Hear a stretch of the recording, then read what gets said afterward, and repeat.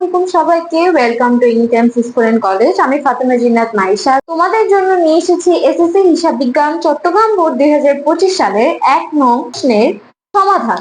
অর্থাৎ এখানে হচ্ছে আমাদের যে অধ্যায়টা আছে আর্থিক বিবরণী অধ্যায়, অধ্যায় 10 আর্থিক বিবরণী অধ্যায়ের আমরা আজকে 1 নং প্রশ্ন সমাধান করব, যেটা কিনা এসেছে আমাদের চট্টগ্রাম বোর্ড 2025-এ। প্রথমে আমরা অঙ্কটাতে যাওয়ার আগে আমরা প্রশ্নটা একটু ভালোভাবে এখন পড়ে দেখব। প্রশ্ন আমাদেরকে কি কি বলা হচ্ছে দেখো, আমাদের এখানে আরশি এন্টারপ্রাইজের 2023 সালের 31 ডিসেম্বর তারিখে রেওয়া মিল ও অন্যান্য তথ্যাদি নিম্নরূপ বলেছে। আমাদের এখানে আরশি এন্টারপ্রাইজের রেওয়া মিল একটা দেওয়া আছে, যেটা কিনা হচ্ছে 31 ডিসেম্বর 2023 সালের। কিছু হিসাবের নাম দেওয়া আছে এবং ডেবিট এবং ক্রেডিট টাকা দেওয়া আছে। এরপর নিচে আমাদেরকে অন্যান্য তথ্যাবলী, দ্যাট মিনস আমাদেরকে কি দেওয়া আছে, অ্যাডজাস্টমেন্ট বা সমন্বয় দেওয়া আছে। এখন আমাদেরকে প্রথমে বলা হচ্ছে মজুত পণ্য 1/1/2023। এখন 1/1/2023 মানে কি, জানুয়ারির 1 তারিখ, 2023 সালের জানুয়ারির 1 তারিখ। দ্যাট মিনস এখানে এই জিনিসটা তাহলে কিসের, প্রারম্ভিক মজুত পণ্য। ঠিক আছে, তাহলে ডেবিট টাকায় দেওয়া আছে। এরপর ক্রয় ও বিক্রয় যথাক্রমে 1,85,000, 2,75,000 টাকা। ফেরত দেখো ক্রেডিট পাশে দেওয়া আছে।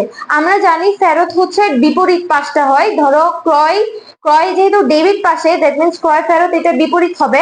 তাহলে এটা ক্রেডিট পাশে যেটা আছে সেটা হচ্ছে কি, ক্রয় ফেরত। বেতন 14 মাসের 14,000 টাকা।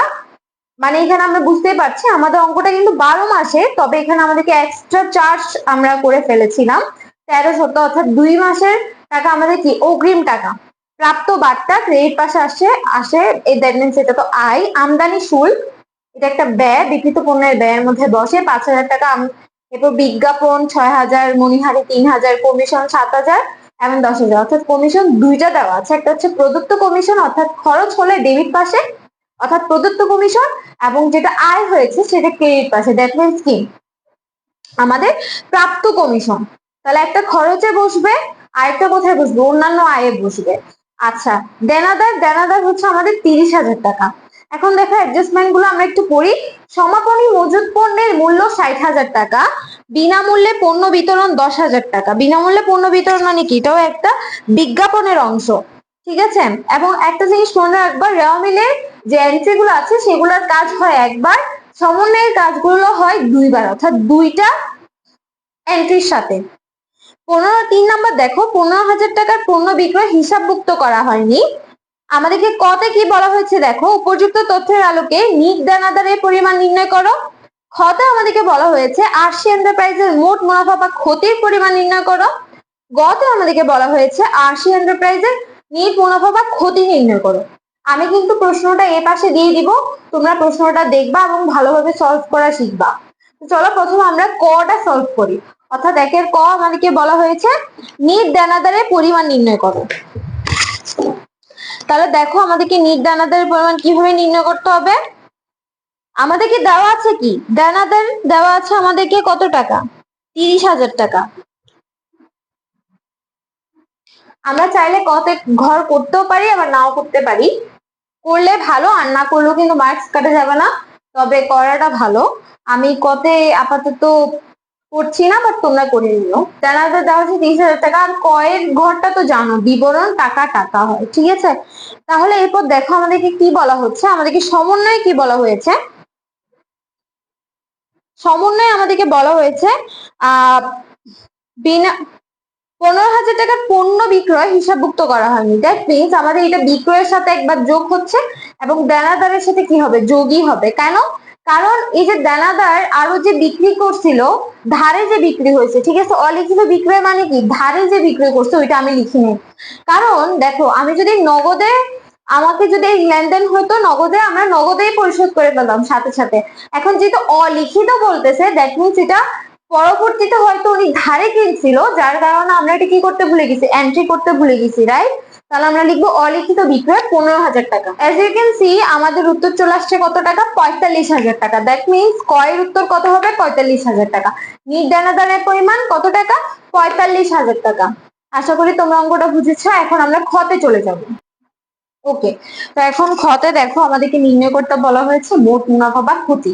হয়তো সেটা মুনাফা হতে পারে কিংবা মাইনাস আসলে সেটা ক্ষতি হতে পারে। এখন মোট মুনাফার একটা সূত্র আমরা জানি বা একটা বেসিক স্ট্রাকচার আমরা জানি, সেটা হচ্ছে বিক্রয় থেকে, নিট বিক্রয় থেকে বিক্রিত পণ্যের ব্যয় বাদ দিয়ে এবং যেটা আসবে বিক্রিত পণ্যের থেকে সমাপনী মজুত পণ্য বাদ দিয়ে যে অ্যান্সারটা আসবে, সে অ্যান্সারটাকে আমরা বিক্রয় থেকে বাদ দিলে আমাদের কি চলে আসবে, আমাদের মোট মুনাফা বা ক্ষতির পরিমাণ নির্ণয় হয়ে যাবে। তো চলো প্রথমে আমরা নিট বিক্রয় বের করবো। নিট বিক্রয় বের করার জন্য আগে আমাদেরকে বিক্রয় জিনিসটা এন্ট্রি করতে হবে। আমাদেরকে প্রশ্নে বিক্রয় দেওয়া আছে, দেখো কত টাকা, 2,75,000 টাকা।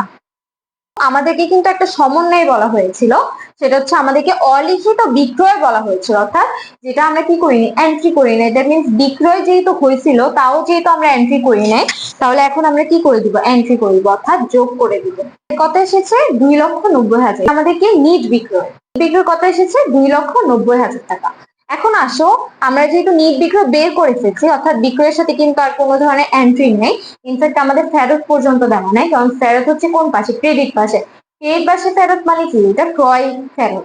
এখন আসো আমরা বের করব বিক্রিত পণ্যের ব্যয়।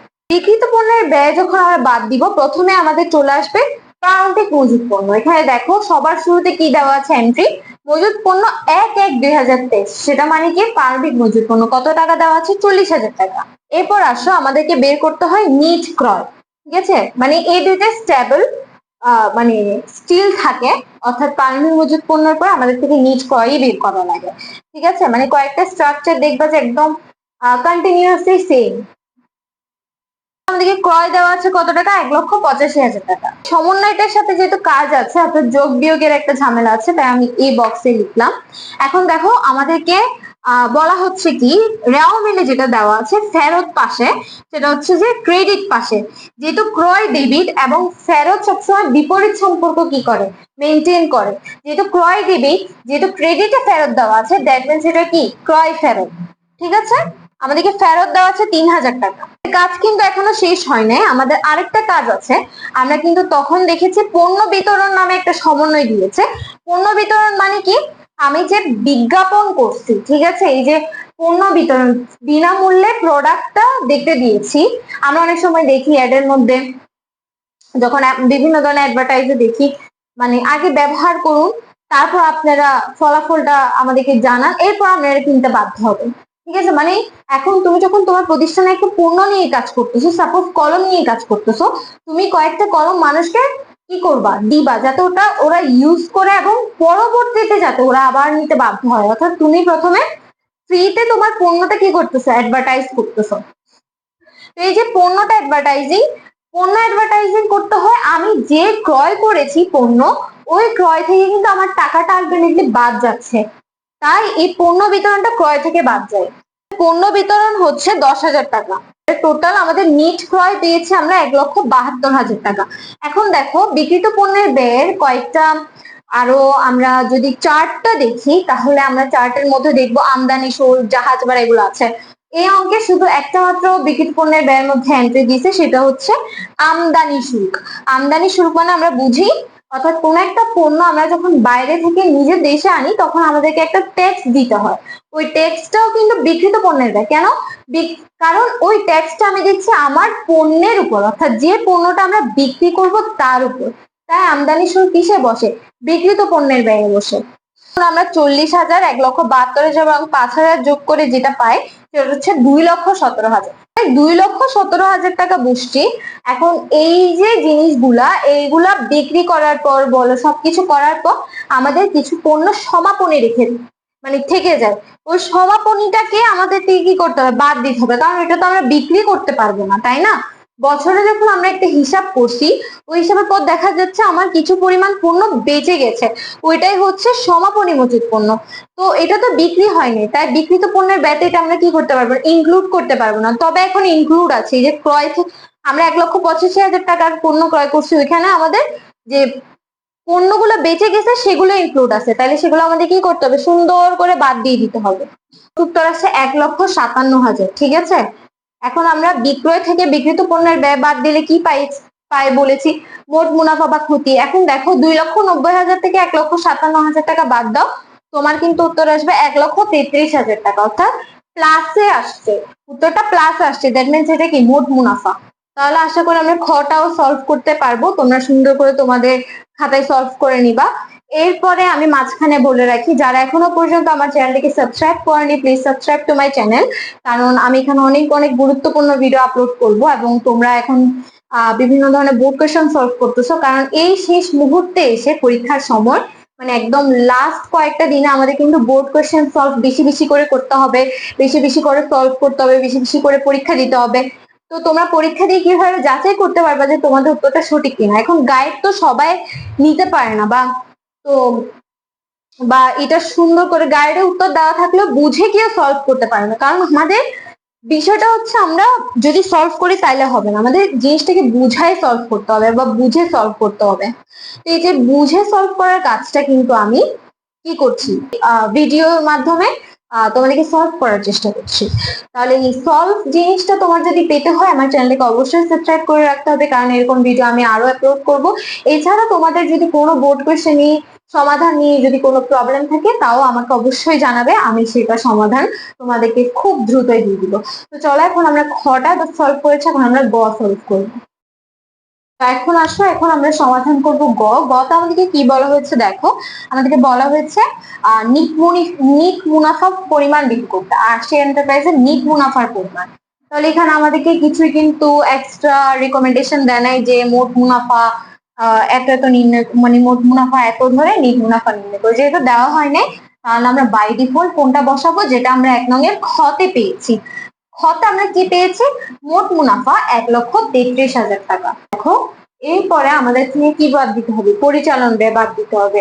আমরা যখন নেট মুনাফা বের করতে যাই তখন আমাদের কি কি করতে হয়, আমাদেরকে মোট মুনাফা থেকে পরিচালন ব্যয় বাদ দিয়ে পরিচালন মুনাফা বের করতে হয়। এরপর পরিচালন মুনাফার সাথে অন্যান্য আয় থাকলে সেগুলো যোগ করতে হয় এবং অন্যান্য ব্যয় থাকলে সেগুলো বাদ দিতে হয়। এরপর আমরা কি পেয়ে যাই, আমাদের মোট মুনাফা পেয়ে যায়। এখন আমরা বের করব পরিচালন মুনাফা। পরিচালন মুনাফা বের করার আগে আমাদের থেকে বের করতে হবে পরিচালন ব্যয়। ঠিক আছে, চলো আমরা এখন পরিচালন ব্যয়টা বের করি। পরিচালন ব্যয় বলতে আমাদের একটা প্রতিষ্ঠান যখন আমরা খুলছি ওই প্রতিষ্ঠানের জন্য কি কি ব্যয় করতে হয় সেগুলো হচ্ছে পরিচালন ব্যয়। যেমন বেতন, এই যে বেতন আমরা আমাদের যে কর্মচারীরা আছেন তাদেরকে যে আমরা টাকাটা প্রদান করছি সেটাই হচ্ছে আমাদের বেতন, এবং এটা একটা প্রতিষ্ঠান পরিচালনার সাথে কি সম্পর্কযুক্ত, তাই এটা পরিচালন ব্যয়। এখন দেখো বেতনটা দেওয়া আছে, বেতনের পাশে আমাদেরকে লেখা আছে 14 মাস। আমাদের অঙ্কটা স্বাভাবিকভাবে কত মাসের হয়, 12 মাস, অর্থাৎ জানুয়ারি থেকে ডিসেম্বর পর্যন্ত টোটাল 12 মাস। যেহেতু এখানে 14 মাস বলতেছে দ্যাট মিনস এখানে আরো এক্সট্রা কত মাস, আমাদের 2 মাস। ঠিক আছে, তাহলে এই 2 মাসটা আমাদের কি অগ্রিম, এক্সট্রা মানে কি অগ্রিম। এখন অগ্রিম আমাদের কি করতে হয়, বাদ দিতে হয়, কারণ আমরা যে হিসাবটা করতেছি সেটা 1 বছর কিংবা 12 মাসের হিসাব করতেছি, তাই 14 মাসের অর্থাৎ 14 মাস অর্থাৎ এক্সট্রা 2 মাসের হিসাব আমরা এখন করতে পারবো না। তাহলে চলো এখন আমরা এটা করে ফেলি। দেখো আমরা অগ্রিমটা কিভাবে বের করব, অগ্রিমটা বের করতে হবে আগে তোমার 1 মাসের বেতন বের করতে হবে। এই যে 14,000 দেওয়া আছে, আমাদেরকে পাশে দেওয়া ছিল 14 মাস, দ্যাট মিনস এই 14,000 টাকাটা কত মাসের, 14 মাসের। তাহলে 14 দিয়ে ভাগ করে আমরা 1 মাসেরটা পাবো। এখন আমাদের যত মাসের অগ্রিম অর্থাৎ 2 মাসের অগ্রিম দিয়ে তো ওই 2 দিয়ে কি করব, গুণ করব। তাহলে আমাদের কত টাকা আসে, 2,000 টাকা। নিট বেতন আসে 12,000 টাকা। এখন দেখো এরপর পরিচালন ব্যয় কি আছে, বিজ্ঞাপন আছে। বিজ্ঞাপনের সাথেও কিন্তু আবার একটা সমন্বয় আছে, ওই যে বিনামূল্যে পণ্য বিতরণ। এখন পণ্য বিতরণ আমরা কেন করি, অ্যাডভার্টাইজিং এর জন্য করি। বিজ্ঞাপন মানে কি, অ্যাডভার্টাইজিং। ঠিক আছে, তাহলে আমরা কি করব, এই যে আমাদের এক্সট্রা পণ্য বিতরণ করতে হয়েছে ওইটাও একটা বিজ্ঞাপন খরচ না, তাহলে কি দেখাতে হবে, বিজ্ঞাপন খরচ নামও দেখাতে হবে। তাহলে দুইটা কি হবে, যোগ হবে। এটা আসছে 16,000 টাকা। এখন আসো আমাদের পরিচালন ব্যয় আছে মণিহারি। মণিহারি মানে কি আমরা জানি, কলম পেন্সিল এগুলো সব মিলে একটা মণিহারি, মানে যে প্রতিষ্ঠানের ছোটখাটো ব্যয় থাকে সেগুলোই মণিহারি। এরপর আমরা তাহলে মণিহারি কত টাকা, 3,000 টাকা। এরপর আছে আমাদের কমিশন। কমিশন দেখো দুই পাশে দুইটা আছে, একটা ডেবিট পাশে একটা ক্রেডিট পাশে। আচ্ছা ডেবিট পাশে আমরা সাধারণত কি বুঝি, সম্পদ কিংবা ব্যয়। এখন বলো কমিশন কি একটা সম্পদ হবে নাকি ব্যয় হবে? যেটা ব্যয় হবে অবশ্যই সেটা কোথায় বসবে, ডেবিটে বসবে, এবং যেটা ক্রেডিট পাশে দেওয়া আছে অবশ্যই সেটা আয় কিংবা দায়, যেহেতু আয় তাই এটা ক্রেডিট পাশে রয়েছে, তাহলে আমরা এখন পরিচালনা ব্যতে এটাকে খরচ হিসেবে দেখাবো। কমিশন প্রদান ডেবিট পাশে 7,000 টাকা, ওইটা আমরা লিখেছি। এখন আমরা সবগুলা বেতন থেকে কমিশন প্রদান পর্যন্ত সবগুলা যোগ করে কত পাই দেখবো। এখন দেখো আমাদের 1,33,000 যেটা, অর্থাৎ আমাদের মোট মুনাফা থেকে পরিচালনা ব্যয় বাদ দিলে কি বের হয়? পরিচালনা মুনাফা। 1,33,000 থেকে 38,000 টাকা বাদ দেওয়ার পর আমাদের টাকা আসছে 95,000। এখন দেখো আমাদের কিন্তু কিছু অন্যান্য আয় দেওয়া আছে, প্রাপ্ত বাট্টা অর্থাৎ যে বাট্টাটা, প্রাপ্ত বাট্টাটা কোথায় দেওয়া আছে? ক্রেডিট পাশে। দ্যাট মিন্স এটা একটা আয়। এই আয়গুলো আবার অন্যান্য আয়, ঠিক আছে? একটা প্রতিষ্ঠানের দুই রকমের আয় থাকে, একটা হচ্ছে রাজস্ব আয়, একটা হচ্ছে অন্যান্য আয়। এখন রাজস্ব আয় হচ্ছে বিক্রয়ের ক্ষেত্রে, এখন বিক্রয়েরটা এখানেই যুক্ত আছে মোট মুনাফাতে, এখন তাই আমাদের এটার নামকরণ করতে হয়েছে কি? অন্যান্য আয়। এরপর আসো কমিশন দেওয়া আছে, যেটা ক্রেডিট পাশে দেওয়া আছে, দ্যাট মিনস ওইটা কি? আমার প্রাপ্ত কমিশন।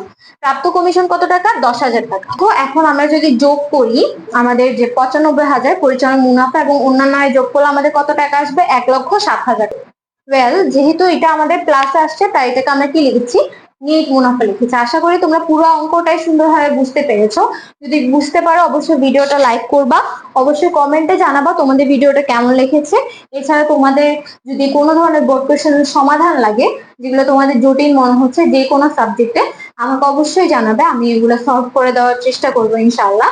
এবং বন্ধুদের সাথে শেয়ার করে দিবে, অর্থাৎ তারাও তো এখন বোর্ড কোশ্চেন সমাধান চাচ্ছে এবং তাদেরকেও তোমরা অনেক শেয়ার করতে থাকবে যেহেতু তোমাদের বন্ধু। এছাড়া আমার চ্যানেলটিকে সাবস্ক্রাইব করে পাশে থেকে বেল আইকনটি ক্লিক করে রাখো, কারণ তোমরা অনেক বেনিফিট পাবা এই চ্যানেল থেকে। এবং এই চ্যানেলের সাথে থাকার জন্য সবাইকে অনেক ধন্যবাদ। ভালো থেকো, সুস্থ থেকো। আসসালামু আলাইকুম, আল্লাহ হাফিজ সবাইকে।